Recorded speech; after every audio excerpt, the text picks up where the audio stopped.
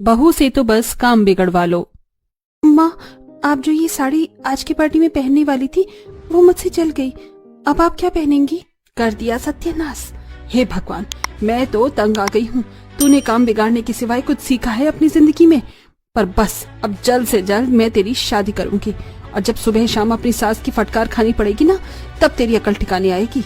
ये थी हमारी गुनगुन, थोड़ी सी चुलबुली और थोड़ी झल्ली, जो करना तो हमेशा सबकी मदद चाहती थी, लेकिन हर बार वो काम को बिगाड़ कर ही वापस लौटती थी। अब कुछ दिन बाद गुनगुन को देखने लड़के वाले आते हैं, जहां गुनगुन चाय की ट्रे लेकर लड़के वालों के पास आती है, और जैसे ही चाय का कप अपने सास के आगे करती है कि चाय का कप उसके हाथों से छूट जाता है। अरे अरे, आराम से मेरी होने वाली बहू, थोड़ा ध्यान से करो। अरे माँ जी, अभी तो शादी हुई भी नहीं है कि बहू ने काम बिगाड़ना शुरू भी कर दिया है। सॉरी, मैं अभी साफ कर देती हूँ।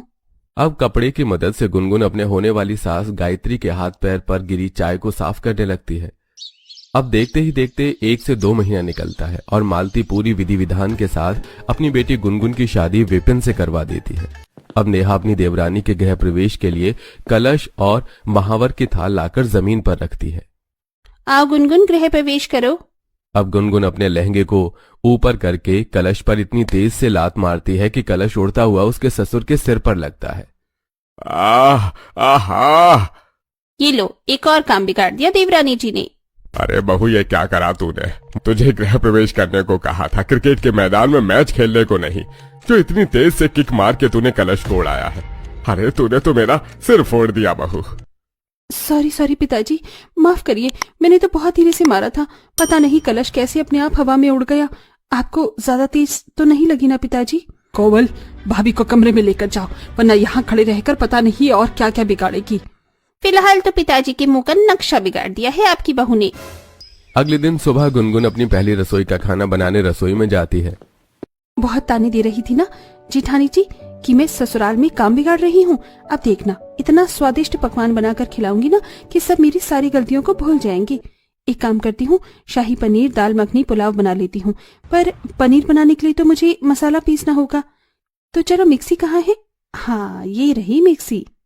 अब गुनगुन सारे खड़े मसाले, लौंग, इलायची, मोटी इलायची, धनिया, जीरा, दालचीनी जैसे मसालों को मिक्सी के जार में डालती है और बिना पानी डाले मिक्सी ऑन कर देती है। तभी मिक्सी का जार उड़ता हुआ फर्श पर गिरता है और सारा मसाला गुनगुन की आंखों में चला जाता है। मम्मी, मेरी आंखें बहुत जल रही है। माँ, मम्मी। तभी रसोई में गुनगुन की आवाज सुनकर गायत्री, नेहा, कोमल रसोई में आती हैं। ओफो देवरानी जी, एक और काम बिगाड़ दिया आपने। अरे क्या कर रही है गुनगुन बहू?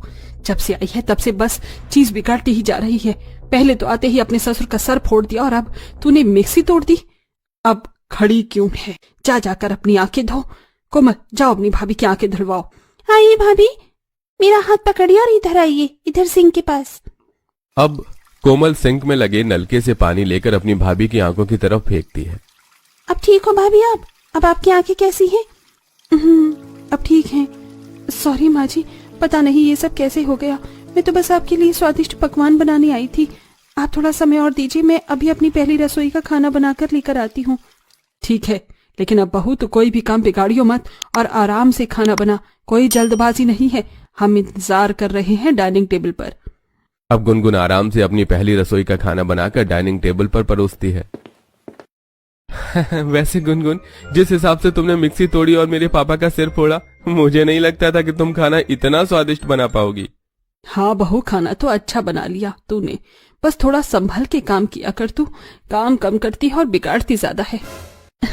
जी माँ जी, मैं ध्यान रखूंगी आगे से कि मुझसे चीज ना बिगड़े। अगले दिन सुबह। सुनो गुनगुन, तुम्हें देखने के लिए आस पड़ोस के लोग आ रहे हैं जो शादी में ज्यादा देर तक नहीं रुक पाए थे।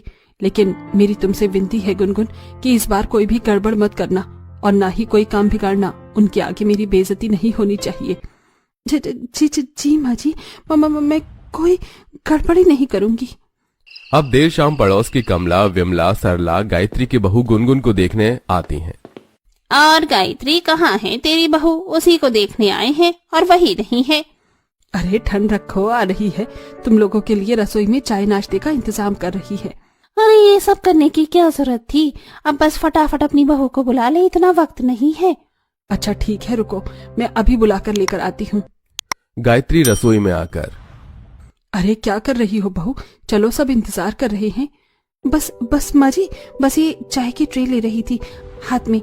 आप चलिए, मैं आती हूँ। देख बहू, मैं पहले ही समझा देती हूँ, कोई काम बिगाड़ियो मत, आराम से आइयो। बस आ ही रही है बहू। अब गुनगुन हाथों में चाय की ट्रे लेकर नीचे आती है कि तभी उसका पैर सोफे के कोने में मुड़ता है और वो सीधा जाकर सरला के ऊपर धम्म से गिर जाती है। बहू जल्दी उठ, मैं सांस नहीं ले पा रही हूँ। गायत्री, अपनी बहू को मेरे ऊपर से उठा, मेरा दम घुट रहा है। अरे मुझसे मेरा वजन तो संभलता नहीं है। तेरी 40-45 किलो की बहू और मेरे ऊपर आकर गिर गई। अब विमला, कमला, गायत्री तीनों मिलकर गुनगुन को सरला के ऊपर से उठाते हैं। सरला, तुम ठीक तो हो ना? हाँ, मैं तो ठीक हूँ गायत्री, लेकिन बस अब मैं यहाँ से जा रही हूँ। यहाँ पर 2 मिनट